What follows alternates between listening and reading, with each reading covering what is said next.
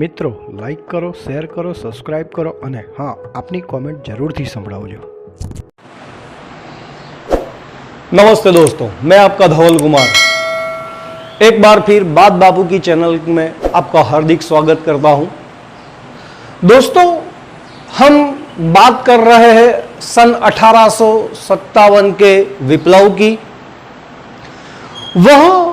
यह विप्लव था कि पहली बार भारत के इतिहास में पूरे भारत की जनता, पूरे भारत के सभी वर्ग के लोग एक साथ इकट्ठा हुए थे और उन्होंने ब्रिटिश साम्राज्य के विरुद्ध अपना विद्रोह कर दिया था।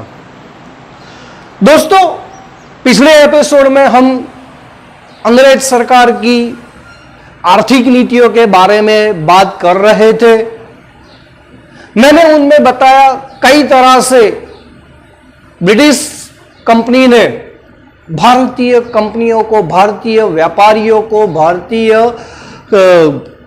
किसानों को लूटा था और उसकी वजह से एक साथ सभी एक मंच पर खड़े होकर उनका विरोध किया था। आज ऐसे ही कुछ बात करेंगे।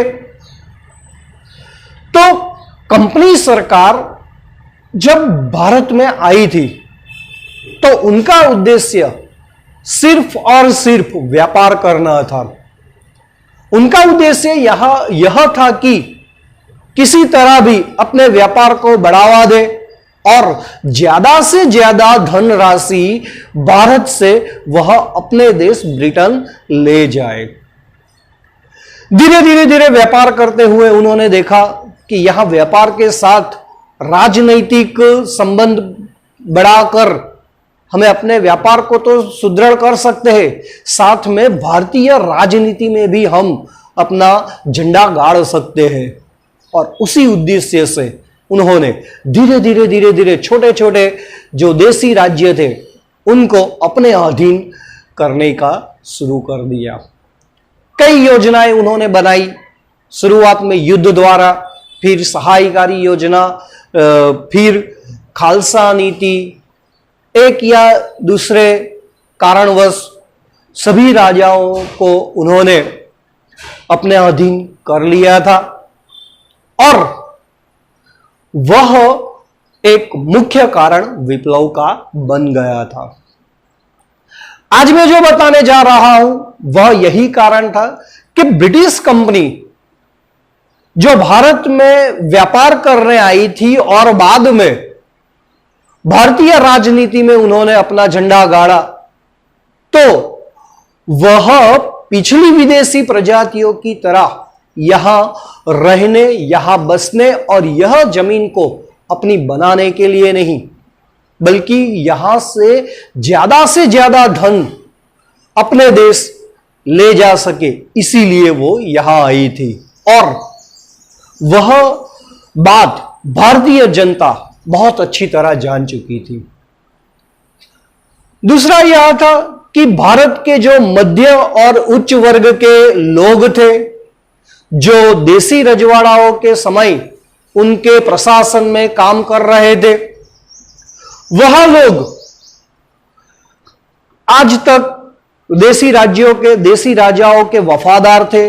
उनके कई प्रशासनिक कार्य वह देख रहे थे और ज्यादातर भारत के देसी राजाएं थे, वह भारतीय कला, साहित्य और संस्कृति के संरक्षक थे। सदियों से यह राजाओं ने भारतीय कला, कारीगरी, भारतीय नृत्य शैली, स्थापत्य शैली, शिल्पकार, विद्वान, धर्मगुरु, फकीर आदि सभी को उन्होंने राज्याश्रय दिया था। और ऐसे कई व्यवसाय थे जो यह राजाओं पर पनप रहे थे और पल रहे थे। जैसे ही कंपनी शासन भारत में आया तो पूरी व्यवस्था उन्होंने बदल दी। उन्होंने क्या किया कि यह जो मध्य और उच्च वर्ग के प्रशासनिक लोग थे उनको किसी भी उच्च ओहदे पर अपना स्थान नहीं दिया और यकायक वह सभी अपनी आजीविका खो बैठे। यह अधिकारी वर्ग पर और राजाओं के, जमींदारों के पर जो वर्ग निर्भर था, आजीविका अपनी ले रहा था, जैसे कि वो साहित्यकार हो, फिर भाट चारण जैसे कवि जैसे लोग हो, नट हो, बजानिया हो, ऐसे वर्ग जो थे जिसको राजा ने अपना राज्याश्रय दिया था, जिसकी आजीविका जिम्मेदारी राजा और यह प्रशासनिक वर्ग कर रहे थे, वो सभी एक तरह से निर्धन और बेहाल हो चुके थे। यकायक उन सभी की आजीविका चली गई थी। दूसरी बात यह बनी कि राजाए, देसी राजाए और अमीर उमराव लोग धर्मगुरु, पंडितों और फकीरों को, मौलवियों को भी राज्याश्रय देते थे। धार्मिक संरक्षण के लिए, धर्म के प्रचार के लिए संरक्षण के लिए यह पंडितों, मौलवियों और धर्मगुरुओं का भी वह पालन करते थे। तो यह जो पंडित, फकीर और मौलविया जो थे, धर्मगुरु जो थे, उन लोगों को ऐसा लगने लगा कि यह जो कंपनी सरकार आई है और कंपनी सरकार आने से उनके जो अधिकार है, उनकी जो सत्ता है, वो धीरे धीरे कम होने लगी थी। अपने अस्तित्व पर उनको खतरा लगने लगा और 1857 के विप्लव के लिए यह बहुत ही जिम्मेदार कारण बना। यह जो पंडित थे, मौलवी थे, धर्मगुरु थे, फकीर थे, यह लोगों ने 1857 में सामान्य जनता को जुड़ने के लिए बहुत बढ़ावा दिया था। यह भी एक अगत्य कारण है यह विप्लव का। दूसरी बात क्या थी? तो यह जो विदेशी लोग थे, यह ब्रिटिश सरकार जो थी, वह प्रजातीय श्रेष्ठता के नशे में चूर थी। उनको मानसिक रूप से ऐसा लगता था कि भाई हम ही पृथ्वी पर श्रेष्ठ है, हम ही भगवान के सीधे अवतार है और भगवान ने हमको ही पूरी पृथ्वी ऊपर शासन करने के लिए भेजा है और दूसरे जो लोग हैं वो हमारे नौकर है, हमारे अधीन है, ऐसा वो मानते थे। यह प्रजातीय श्रेष्ठता का वो नशा जो था, उनकी बर्बादी का एक श्रेष्ठ कारण हुआ। वह पिछली प्रजातियों की तरह, विदेशियों की तरह भारत में आए तो सही, लेकिन पिछले जो भी सुल्तान आए, मुगल आए, यमन आए, जो भी प्रजाति आई थी भारत में आई, यहां बसी और यहां की ही रह गई थी। लेकिन ये ब्रिटिश ऐसा नहीं कर पा रहे थे, क्योंकि वह अपनी प्रजातीय श्रेष्ठता के नशे में चूर थे और वह पूरा धन यहां से ले जाकर अपने देश में बसाना चाहते थे। वह लोग यह अपनी प्रजातीय श्रेष्ठता के मद में आकर भारत के उच्च वर्गीय जो लोग थे, जो जमींदार थे, राजा थे, उनका भी अपमान करते थे। सर सैयद अहमद खान साहब ने भी यह कहा था कि उच्च श्रेणी के वर्ग के देसी लोग भी बिना कांपे हुए, अंदरूनी डर और बिना कांपे हुए अधिकारियों के समक्ष उपस्थित नहीं होते थे।